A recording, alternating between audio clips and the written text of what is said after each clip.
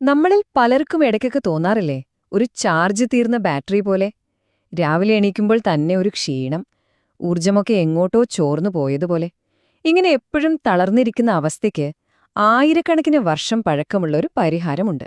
നമുക്കതിലേക്കൊന്ന് കടന്നു ചെല്ലാം. ഈ ചോദ്യം ഒരുപക്ഷെ നിങ്ങൾക്ക് ശരിക്കും മനസ്സിലാവും അല്ലേ? എത്രയൊക്കെ ഉറങ്ങിയാലും അല്ലെങ്കിൽ ഒരു നീണ്ട അവധി കഴിഞ്ഞു വന്നാലും മാറാത്ത ഒരു തരം ശൂന്യത, നമ്മുടെ ഉള്ളിലെ ജീവശക്തിയുടെ ആ ഉറവ് വറ്റിപ്പോകുന്നത് പോലെ. എന്തുകൊണ്ടാണ് നമുക്കിങ്ങനെ സംഭവിക്കുന്നത്? ഈ അവസ്ഥയ്ക്ക് യോഗയിലും ആയുർവേദത്തിലും ഒരു പേരുണ്ട്: ഓജസ്. ഇത് വെറുമൊരു ഫിസിക്കൽ എനർജി മാത്രമല്ല, നമ്മുടെ ശരീരത്തിലെ ഏറ്റവും ശുദ്ധവും ഏറ്റവും സൂക്ഷ്മവുമായ ഒരു പദാർത്ഥമാണിത്. നമ്മുടെ ശാരീരികവും മാനസികവുമായ ആരോഗ്യത്തിന്റെ എല്ലാം അടിസ്ഥാനം അതാണ് ഓജസ്. അപ്പോ എന്താണ് ഈ ഓജസ് എന്ന് നമുക്ക് കുറച്ചുകൂടി ആഴത്തിലൊന്ന് നോക്കാം. ഇത് സത്യത്തിൽ നമ്മുടെയെല്ലാം ഉള്ളിലുള്ള ഒരു നിധി പോലെയാണ്. അതെങ്ങനെ കണ്ടെത്താമെന്നും അതിലും പ്രധാനമായി എങ്ങനെ സംരക്ഷിക്കാമെന്നും നമുക്ക് മനസ്സിലാക്കാം.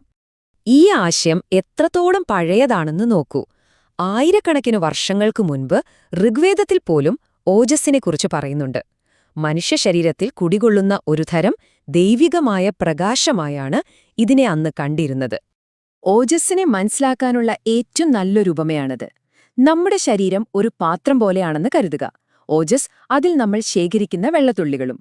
നമ്മൾ ശ്രദ്ധിച്ചില്ലെങ്കിൽ ആ പാത്രത്തിന് ഓട്ട വീഴാം. ആ വിലയേറിയ ഊർജ്ജം മുഴുവൻ നഷ്ടപ്പെട്ടു പോകാം. അതുകൊണ്ട് അത് ശേഖരിക്കേണ്ടതും സംരക്ഷിക്കേണ്ടതും നമ്മുടെ ഉത്തരവാദിത്തമാണ്. അപ്പൊ നിങ്ങൾ വിചാരിക്കുന്നുണ്ടാവും, നല്ല ഭക്ഷണം കഴിച്ചാൽ മാത്രം ഓജസ് കൂടുമെന്ന്. പക്ഷെ അങ്ങനെയല്ല. അതൊരു സമ്പൂർണമായ സമീപനമാണ്. നമ്മുടെ ഭക്ഷണം, നമ്മുടെ ഊർജ്ജം എങ്ങനെ ഉപയോഗിക്കുന്നു എന്നത്, നമ്മുടെ മാനസികവും ആത്മീയവുമായ അച്ചടക്കം, ഇതെല്ലാം ഒരുപോലെ പ്രധാനമാണ്.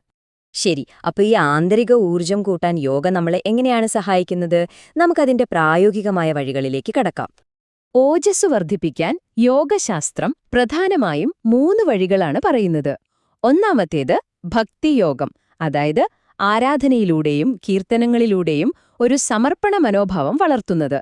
രണ്ടാമത്തേത് കർമ്മയോഗം, ഫലം ആഗ്രഹിക്കാതെ സേവനം ചെയ്യുമ്പോൾ നമ്മുടെ ഊർജ്ജം ശുദ്ധീകരിക്കപ്പെടുന്നു. പിന്നെ മൂന്നാമത്തേത് മന്ത്രയോഗ, ഓം രാം പോലുള്ള മന്ത്രങ്ങൾ ചൊല്ലുന്നത് നമ്മുടെ ഉള്ളിലൊരു സംരക്ഷണ കവചം പോലെ പ്രവർത്തിക്കും.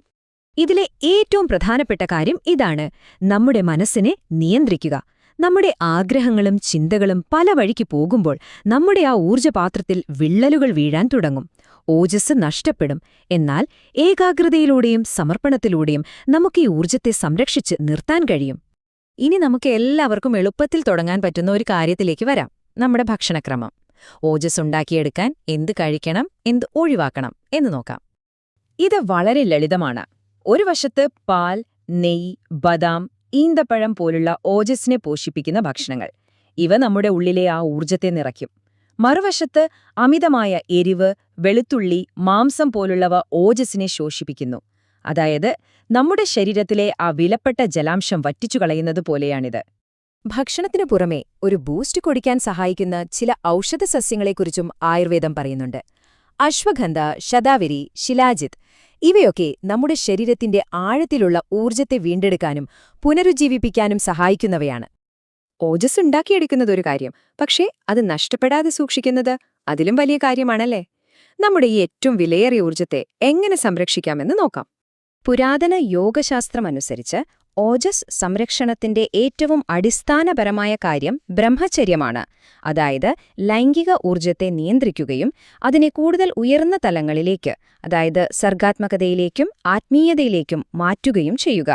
കാരണം നമ്മുടെ ശരീരത്തിലെ പോഷകങ്ങളുടെയെല്ലാം ഏറ്റവും അവസാനത്തെ, ഏറ്റവും ശുദ്ധമായ ഉൽപ്പന്നമായാണ് ഇതിനെ കണക്കാക്കുന്നത്.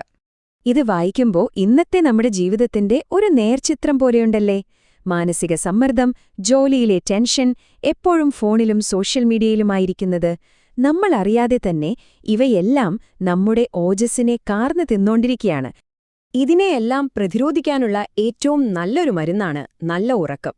പക്ഷെ വെറുതെ ഉറങ്ങിയ പോരാ.